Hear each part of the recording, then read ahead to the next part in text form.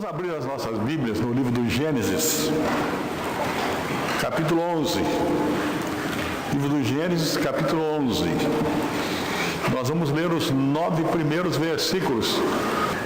Ora, em toda a terra havia apenas uma linguagem e uma só maneira de falar. Sucedeu que, partindo eles do Oriente, deram com a planície na terra de Sinar e habitaram ali. E disseram uns aos outros: vinde, façamos tijolos e queimemo-los bem. Os tijolos serviram-lhes de pedra e o betume de argamassa. Disseram: vinde, edifiquemos para nós uma cidade e uma torre cujo topo chegue até os céus, e tornemo-nos célebre o nosso nome, para que não sejamos espalhados por toda a terra. Então desceu o Senhor para ver a cidade e a torre que os filhos dos homens edificavam. E o Senhor disse: eis que o povo é um, e todos têm a mesma linguagem. Isso é apenas o começo. Agora não haverá restrição para tudo que intentam fazer. Vinde, desçamos e confundamos ali a sua linguagem, para que um não entenda a linguagem de outro. Destarte, o Senhor os dispersou dali pela superfície da terra e cessaram de edificar a cidade.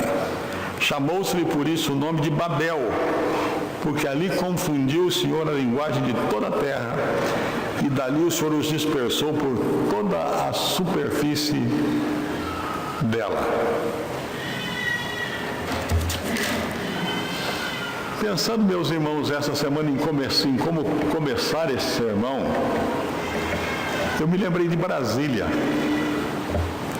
de Brasília, e fui estudar um pouquinho da fundação de Brasília e achei coisas muito interessantes. A ideia, uma das primeiras ideias de construir uma capital no interior do país é do Marquês de Pombal, lá do Império. E a ideia era que, vocês sabem disso, Dom João VI veio para o Brasil fugindo da Inglaterra, que era a rainha dos mares. Então, deixar uma capital do Brasil perto do mar não era bom para Dom João VI.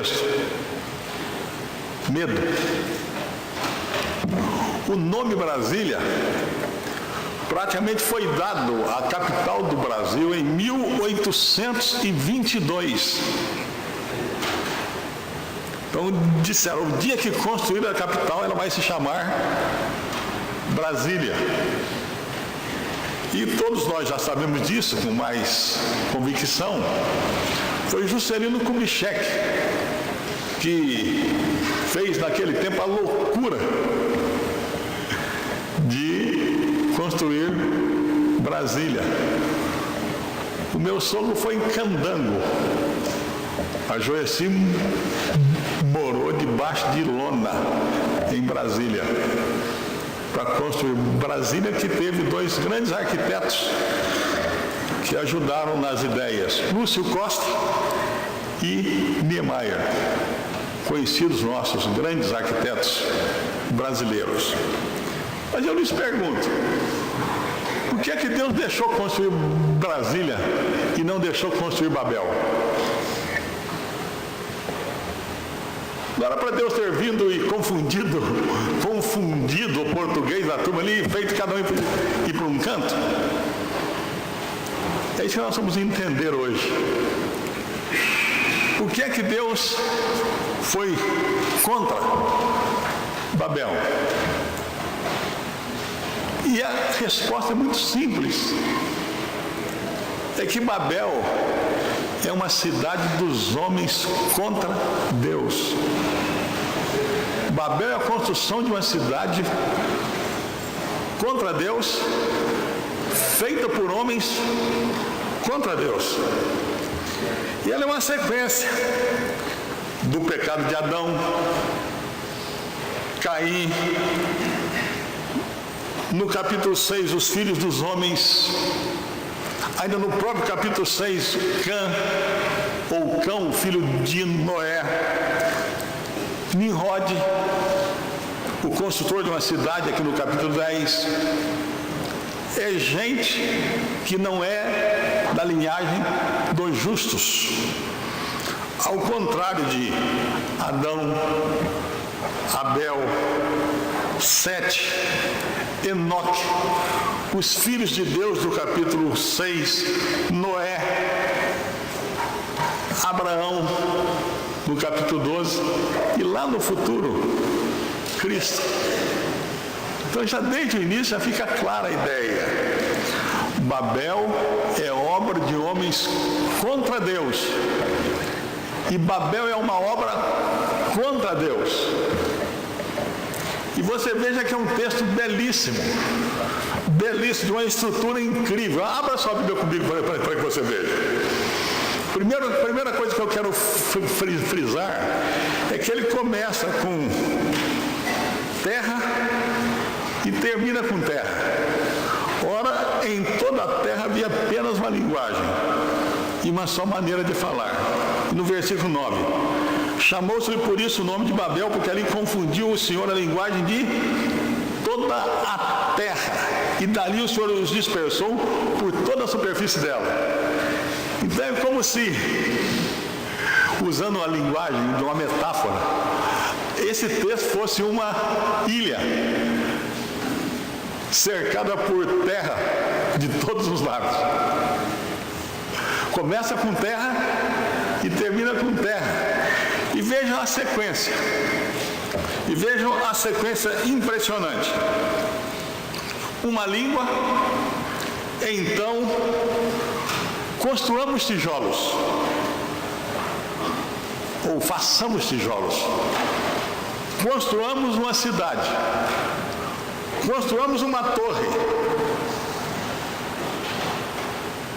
para que nós tornemos célebre o nosso nome. Deus desceu, viu que o homem estava construindo a cidade e a torre, confunde as línguas, um não fala mais com o outro, e são espalhados pela terra. Eu quero que você guarde a ideia central do meu sermão hoje, é a seguinte: cidade dos homens, cidade de Deus. Cidade dos homens ou cidade de Deus. Agostinho tem um livro famoso que tem essa temática, para falar do reino do homem e do reino de Deus. Um livro grosso, se você tiver coragem de lê-lo, leiam, que é muito bom, mas é volumoso. E a gente fala de reino de Deus e às vezes a gente não entende o que é reino de Deus. Então me deixe definir o que é reino de Deus. Reino de Deus é o controle de Deus sobre o coração do ser humano, que pode ser expandido, e é expandido para comunidades, para o mundo, para o povo de Deus. Mas reino de Deus basicamente é o controle de Deus sobre o coração do homem. Então eu podia dizer o seguinte aqui, que a ideia do meu sermão é o homem lutando contra o controle de Deus. Adão, Caim, filhos dos homens, Cão, o filho de Noé, Nimrod, o construtor de uma cidade, e os construtores da torre de Babel.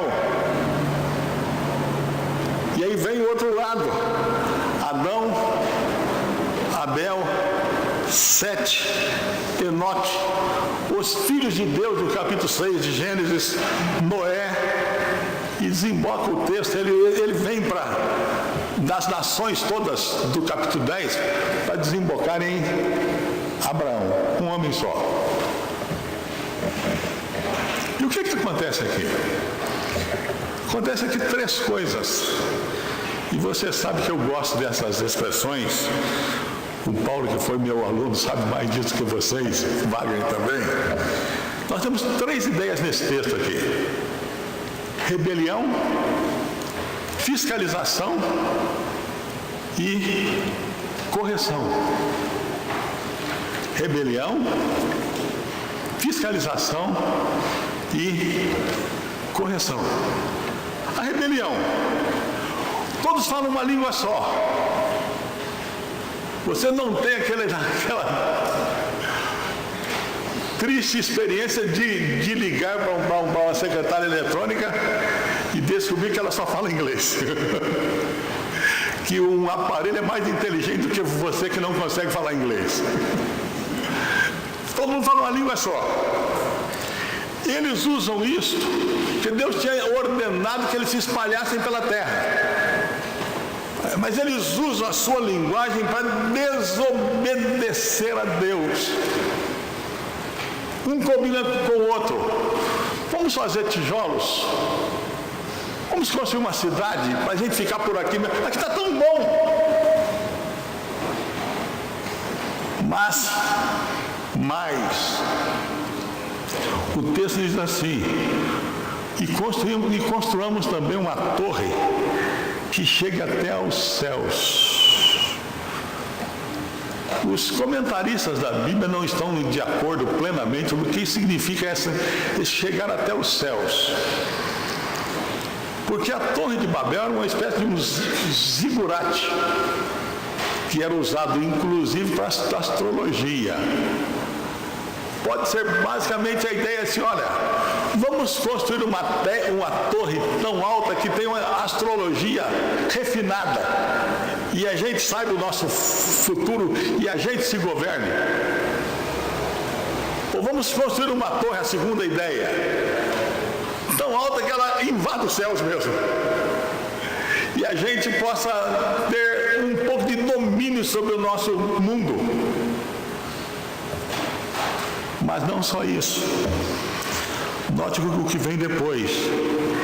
E tornemos célebre o nosso nome. Veja bem como isso fala comigo, com você.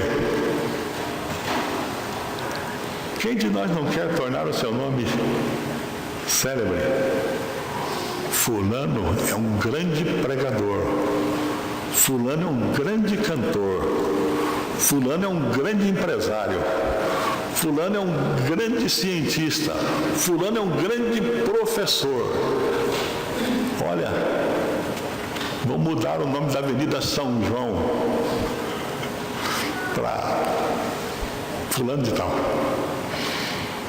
O fulano é bam, bam, bam. Mas, para que não sejamos espalhados por toda a terra, para que a gente frustre o plano de Deus. Vamos ganhar de Deus. Vamos ganhar de Deus. Mas aí o texto tem uma ironia extraordinária. A gente lê a Bíblia às vezes e não vê isso. O versículo seguinte começa a falar da fiscalização. Então o texto diz assim: então desceu o Senhor para ver a cidade e a torre. Eles queriam chegar ao céu. E eles achavam que aquilo era uma coisa extremamente grandiosa. Mas Deus, para ver aquilo, teve que descer. E Deus desceu e disse assim: eis que o povo é um, e todos têm a mesma língua. Isso é apenas o começo. Agora não haverá restrição para tudo o que intentam fazer. Parece que a coisa segue como está. Acabou o controle. Eu não mando mais. Não vai haver restrição nenhuma ao ser humano. Então Deus exerce a sua soberania para não só fiscalizar, mas para corrigir. E Ele faz a coisa de uma forma muito simples. Na manhã seguinte, o pedreiro se levanta, olha para o outro e escuta: "Buenos dias, senhor. Como anda levou? How are you?"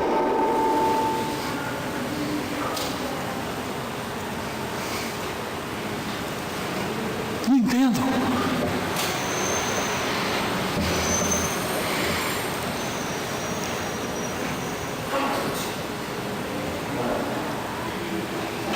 Você já parou para pensar nisso? Que coisa irônica.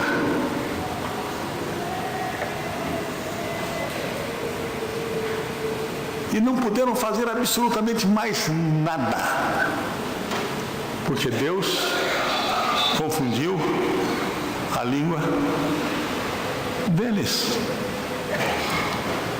Mas fez mais. Versículo 8 diz assim: "Destarte o Senhor os dispersou pela superfície da terra, e cessaram de edificar a cidade." Um disse assim: "Buenos dias", outro disse: "Buenos dias, senhora." Oba! Esse fala a minha língua. Vamos sair dessa Babel. Vamos para um lugar onde a gente possa se entender. E o plano de Deus do capítulo 10 é cumprido. Veja que coisa impressionante.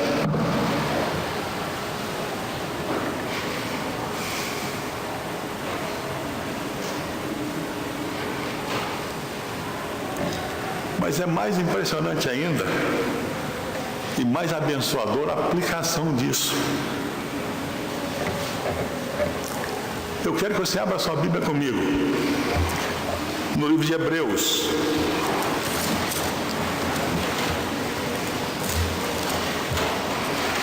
O crente, o cristão, o filho de Deus, pensa numa cidade também. Mas que cidade? Como que é isso? Olha o que diz o capítulo 11 de Hebreus, o versículo 10. Eu vou ler o 8, 9 e o 10. "Pela fé Abraão, quando chamado, obedeceu." Veja aquilo que eu disse, a ligação com Abraão, do texto de Babel. "Pela fé Abraão, quando chamado, obedeceu, a fim de ir para um lugar que devia receber por herança, e partiu sem saber para onde ia. Pela fé peregrinou na terra da promessa, como em terra alheia, habitando em tendas com Isaque e Jacó, herdeiros com ele da mesma promessa." Por quê? Porque aguardava a cidade que tem fundamentos, da qual Deus é o arquiteto e edificador. O crente, em vez de querer construir uma cidade, ele aguarda a cidade que Deus está construindo. E quer ver mais? Olha no próprio capítulo 11, do versículo 13 ao 16, diz assim: "Todos estes morreram na fé, sem ter obtido as promessas, vendo-as, porém, de longe, saudando-as e confessando que eram estrangeiros e peregrinos sobre a terra. Porque os que falam desse modo manifestam estar procurando uma pátria. E se na verdade se lembrassem daquela de onde saíram, teriam oportunidade de voltar. Mas agora aspiram à pátria superior, isto é, celestial. Por isso Deus não se envergonha deles, de ser chamado seu Deus, porquanto lhes preparou uma cidade. Uma das imagens mais lindas da minha infância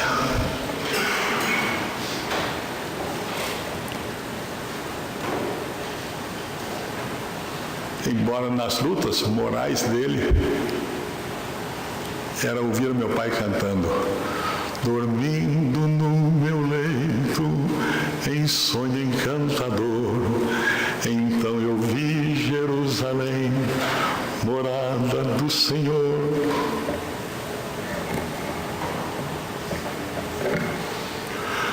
Como é que você está vivendo, querido?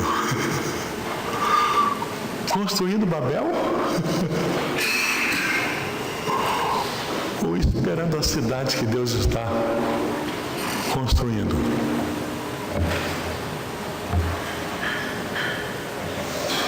Mas quer ver mais?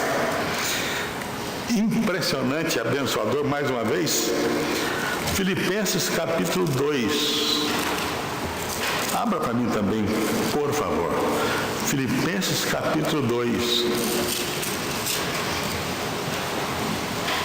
A partir do versículo 5, nós temos como título editorial o seguinte: o exemplo de Cristo na humilhação. O versículo 8 diz assim: e a si mesmo se humilhou, tornando-se obediente até a morte, e morte de cruz, pelo que também Deus o exaltou sobremaneira, e lhe deu o nome que está acima de todo o nome. Na vaidade, no orgulho, os homens tentam construir uma terra para fazer célebre o seu nome, e Deus vem e destrói e confunde a língua deles. Séculos depois, Jesus se humilha.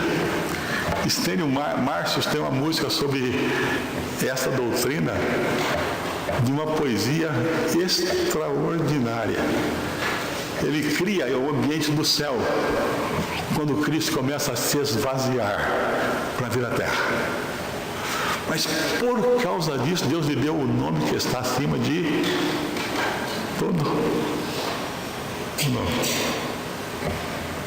E por último, também lindo, quando a igreja é não fundada, quando a igreja é solidificada e o Espírito Santo desce,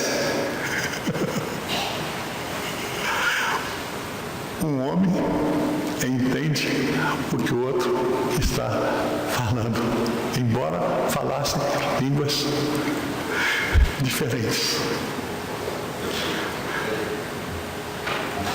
Na igreja, Deus unifica a nossa linguagem. Em Cristo, Deus nos faz dizer a mesma língua, ou falar a mesma língua. Por isso, Paulo chega a dizer assim: falem concordemente uns com os outros. E para falar concordemente uns com os outros, eu tenho que entendê-los. E agora você pode me perguntar: ô pastor, o que é que eu tenho com isso? Eu quero lembrar algumas coisas a você. Primeiro é que você vive numa sociedade que está construindo torres de Babel.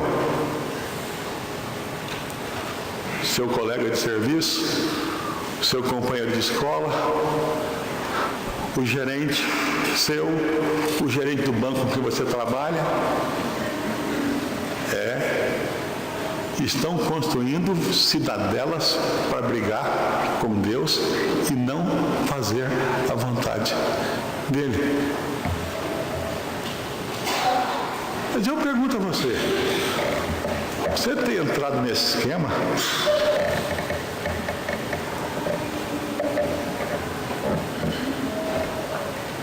Tem? Você tem ajudado a construir Babel? Será que você está consciente disso, que o reino de Deus não bate com o reino desse mundo e que há uma guerra e que você tem um lado definido?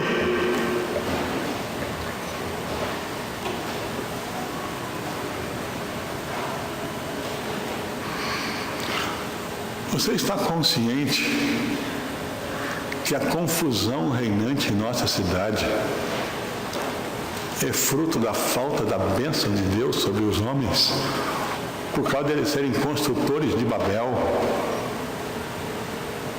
Está? Pelo menos você ora pela sua cidade. Faz o que o presbítero Fernando fez hoje. Deus, nós confessamos o pecado do nosso país.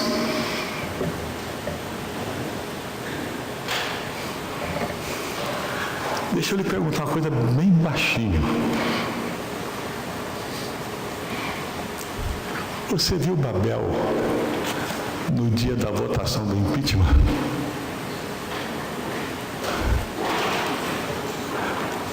Que Congresso Nacional nós temos, irmãos? O que é que eu posso fazer? Posso orar, mas sem dúvida nenhuma eu posso votar melhor.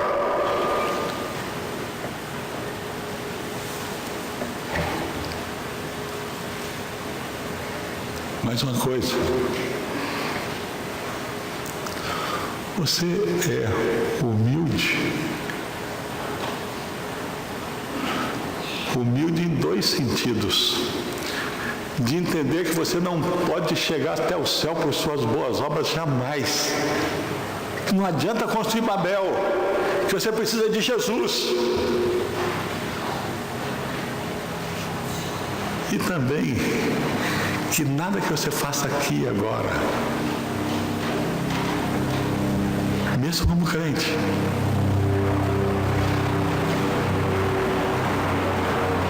é perfeito.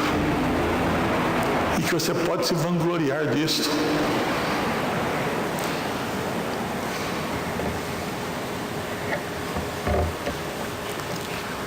Você faz as coisas para a glória de Deus ou para tornar o seu nome célebre?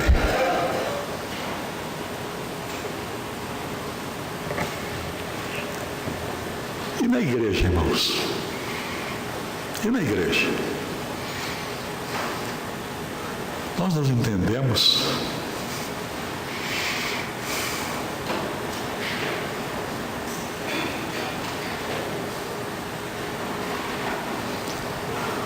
um dia desse eu disse uma coisa aqui e eu até pensei em pedir desculpa depois e resolvi não pedir porque podia ser mal interpretado até. Eu disse que tinha um resto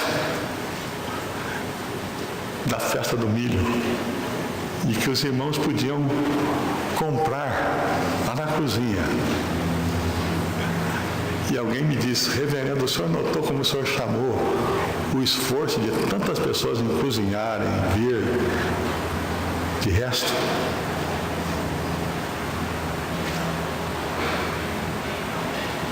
Babel.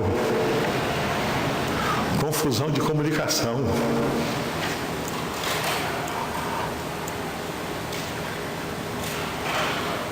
Quantos de nós tristes um com o outro? Por causa da comunicação.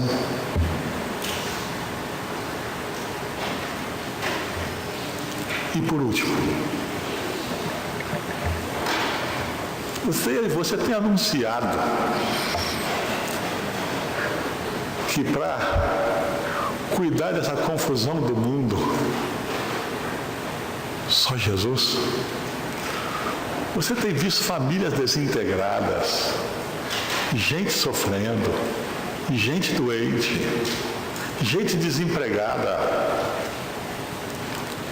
E você tem, pelo menos, oferecido para elas, em cada dia,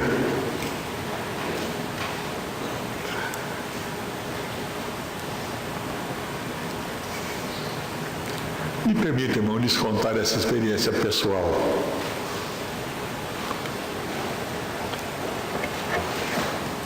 eu faço hidroginástica para me cuidar. E foi aniversário da nossa professora. E eu tenho um açougueiro no nosso grupo, festeiro, toca, canta e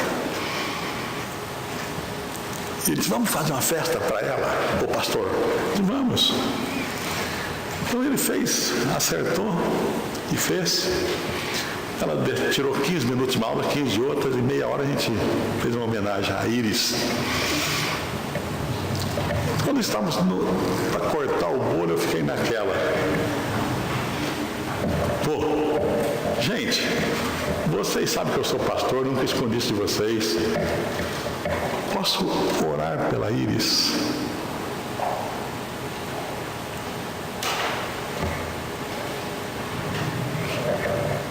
Quando acabei de orar, aliás, todo mundo foi se dando as mãos. Você é próprio de católico, de espírita, né? Começou a formar a rodinha, mão dada e tal. Quando abri os olhos, aquele homem veio para mim. Pastor, eu preciso falar com o senhor hoje, depois da nossa aula. A minha vida está uma confusão. Não vou entrar em detalhes. Tem um filho meu sofrendo muito. O senhor pode orar por ele? Quinta-feira passada, não essa quinta, a outra, a do feriado, eu fui almoçar com a Paula. Aí o Lu, o esposo dela, disse assim, eu vou comprar um frango aqui no churrasquinho do seu Zezinho. Eu falei, o quê? Ele disse, na Guaricanga. Rapaz, você está brincando? Ele falou, é de um amigo meu esse açougue. Eu vou lá com você. Quando ele me viu entrar, grossas lágrimas correram dos seus olhos. Ele chamou a esposa e disse assim, esse é o pastor que eu falei com você que eu quero levar na nossa casa. Chegou no filho e disse, esse pastor está orando por você, meu filho.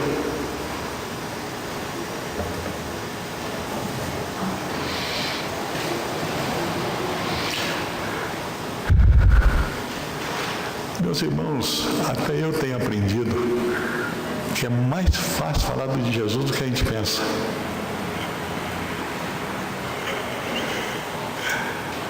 A solução para Babel é Jesus. A cidade de Deus vai ter sempre vitória contra a cidade dos homens. Que Deus nos abençoe. Amém.